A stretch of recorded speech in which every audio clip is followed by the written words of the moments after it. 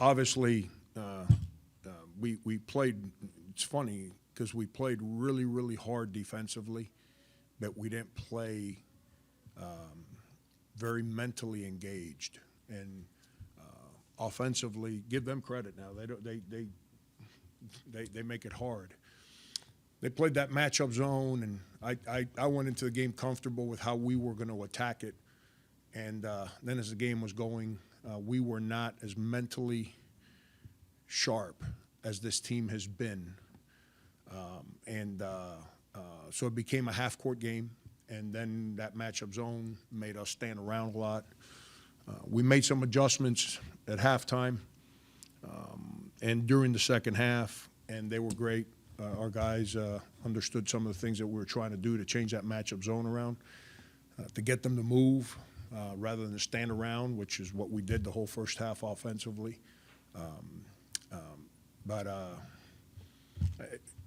5-1 in the month of November, man. It's anytime you go 5-1 in a month in our sport, you're in a good place. We've played some good teams, and this wasn't our best game from a performance standpoint, but I thought we defended. Here's what's funny. We played really hard and disciplined defensively, but we couldn't come up with a 50-50 ball. We got beat to every single 50-50 ball. And that's interesting because usually when you get beat to 50-50 balls, it's because you're not defending worth a crap. But we were pretty good defensively. So, and Jermaine, before you guys know, he tweaked the groin. So he's in there with the trainer right now. I got no idea what the deal is. I'll find out here in a little while. Severity, is that the right word? Yep. And if I can real quick, we are not going to have a press conference tomorrow since we have the quick turnaround for Wednesday's game, so if you'd like to ask questions about the Coastal offense. Frank, a couple for you. Just one, what did it feel, and how good was it to see Key being back? And two, how does he open up this team, especially with all the guys that you added around him? He's an established, successful, high major college basketball player. I mean, you saw the block shots, you saw the assaults on the rim, whether it was in a set where we kind of cut him out of the corner and created that foul. The open court plays with, he's a steal.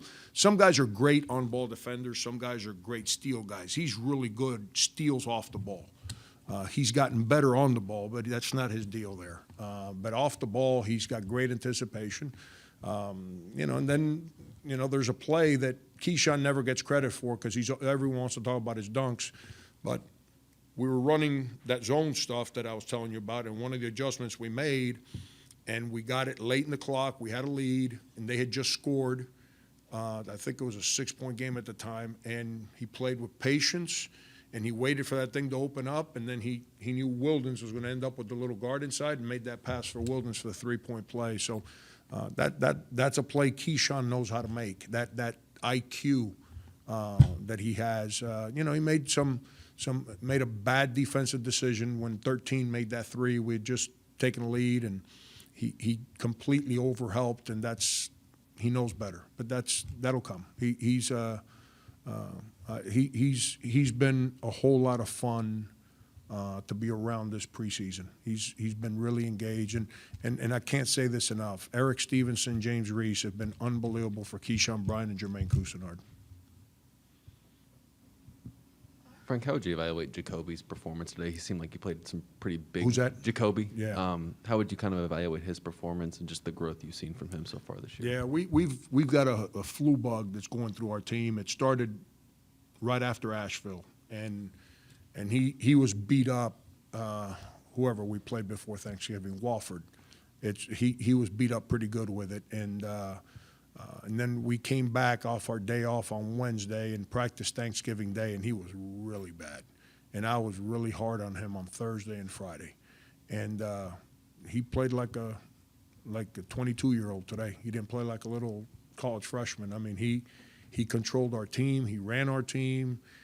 He played with courage. He played aggressive. He's defending a guy that's a real good player that's been around college for a while, and he's out there guarding and not accepting getting beat off the bounce. That's the thing that's been it's kind of starting to permeate around our team. James Reese is so good on the basketball that Devin Carter's pretty good on the ball. And Jacoby is kind of taking that on. He's like, well, I want to do this too. And we've become better on-ball defenders because it started with James up there. And now here's the next guy and the next guy. Jacoby's grown a lot there. His on-ball defense is pretty good, and really proud of him, man. He played like a seasoned veteran today, not a kid that's played 5 games prior to today.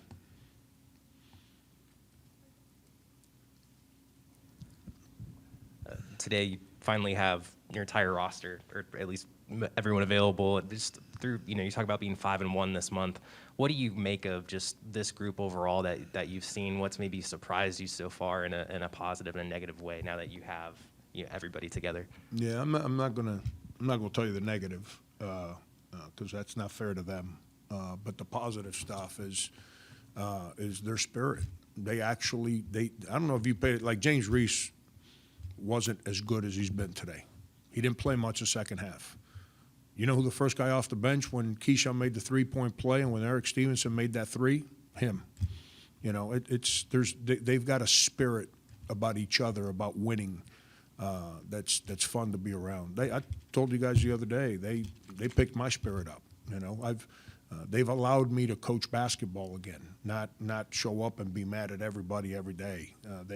Because they bring an unbelievable. They've got a positive, competitive spirit that's fun to be around. This early in the season, I'm not worried about how good can we be or who can we beat. I want us to keep getting better. We didn't get better today, but compared to the last 3 or 4 years, we didn't win this game. We figured out because we weren't making shots, so we had to dig in defensively to get stops to create open court plays, and that's what we did. And so it's those guys have been fun. Everyone, top to bottom, every one of them has been fun to be around.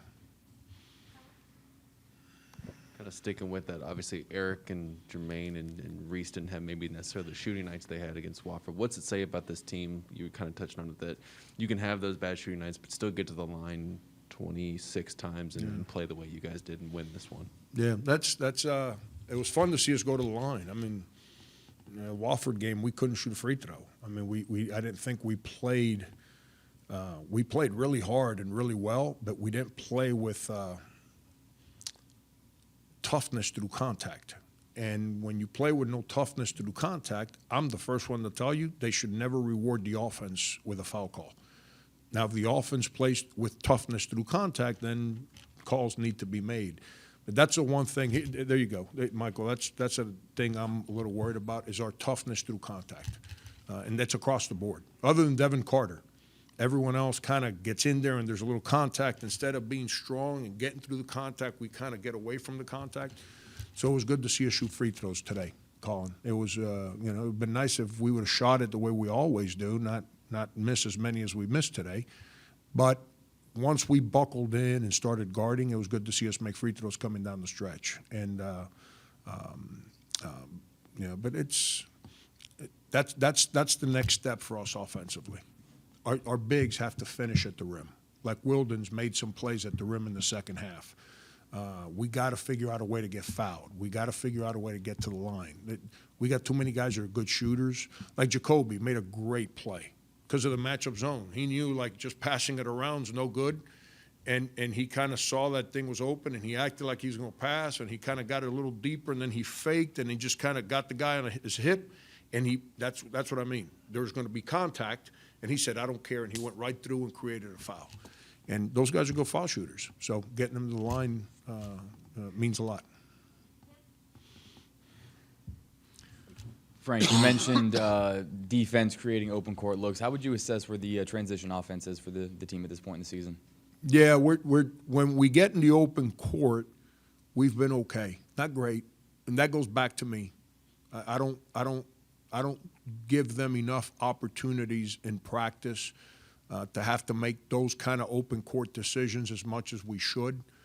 That's one thing that once we get to this final exam, Christmas break kind of window, we're going to spend a whole lot of time on. I think our transition defense has actually gotten pretty good. I think our half-court defense is pretty good. Outside of today, I think our half-court offense has been pretty good. Offensively in the open court, you know, we're not as aggressive and sharp as we need to be. And but today we until the second half we barely got in the open court, barely got in the open. That's a credit to Ryder. We couldn't speed them up defensively in the first half, and that's a credit to them. Anybody have a last question? Okay, oh, last question. That's all right. I got nowhere to go but go watch Coastal. Offense won today, by the way. Are you serious? Yeah, killed the Panthers. I mean, smoked them like 33-10. That's 4 in a row. Yeah. My guy Tua play well. I didn't see the highlights. I I've just saw never the seen score. I've never seen a guy that throws for 270 yards every single game get criticized as much as him.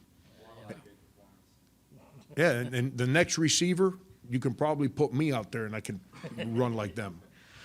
Going back on the road to Coastal, you know, Cliff, I think, just won his 800th game. Just how hostile will that be, and how good of a team do they have? Yeah, we were supposed to play this game, I want to say, in 19, if I remember correctly. And there was a scheduling issue, so we asked to push it back a year. And then last year with COVID, that went out the window. Cliff is one of the great coaches that doesn't get the credit he deserves. Like everyone talks about Hugs, that I guess Hugs is 1-800 and something now too. Everyone talks about he belongs in the Hall of Fame. Cliff Ellis belongs in the Hall of Fame. He's won everywhere he's been, not just one big. His teams are unbelievably disciplined. His teams are like they play the game the right way. I respect Cliff tremendously.